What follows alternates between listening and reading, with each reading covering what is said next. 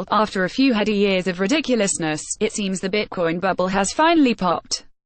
Lots of people made money, and lots of people lost money, all on an imaginary product that had value only because everybody invested in it and thought it had value. Nosedived this week after a month of consistent losses, and now it seems to me everyone is realizing their predicament and getting the hell out of there. It's the same feeling Mila Kunis had after realizing she had been in a relationship with Macaulay Culkin for 8 years. We scoffed at that English dude who ordered a Bitcoin mining processor and ended up with a copy of The Boss Baby on DVD. Now he's looking like the smart one, because The Boss Baby was nominated for an Oscar, and the value of that DVD is bound to skyrocket.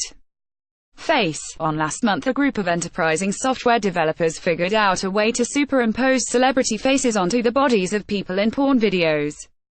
The software quickly found an audience on Reddit, where users took the technology into something more noble, putting Nicolas Cage in every movie.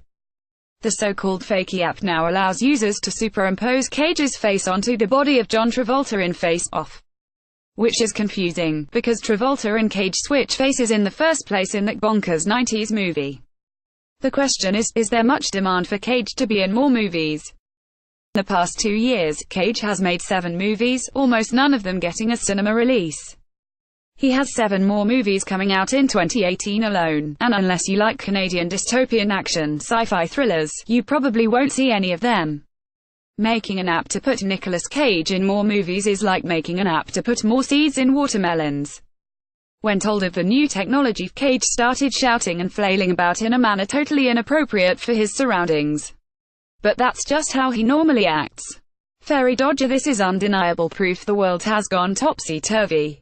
Over the past few years, public naming competitions have been undermined by internet trolls using democracy to name a ship Boaty McBoaty Face, a whale Mr. Splashy Pants, and a waste disposal sent to the Fred Durst Society of the Humanities and Arts.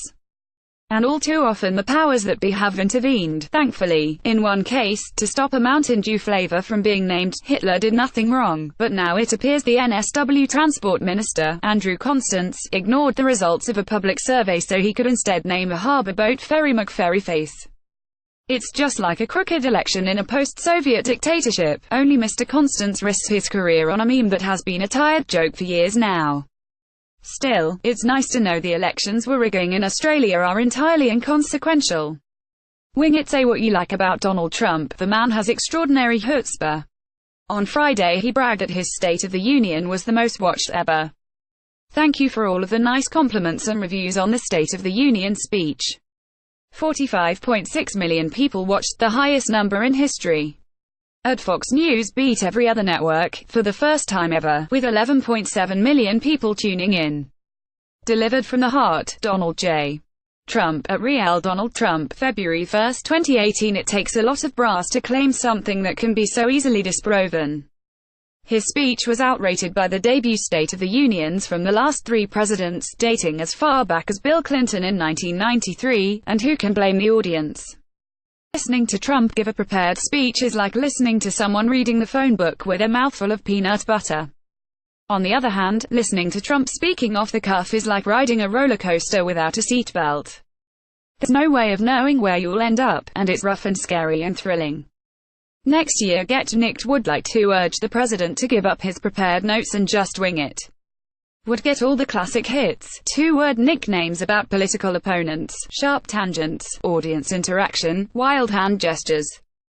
Plus, it would free up congressional Democrats to heckle and jeer, rather than just sit in their pews and seethe. If Get Nicked has to sit through another State of the Union, would be grateful if Trump stands a chance of having something thrown at him. Copyright 9 Digital Pty Limited 2018.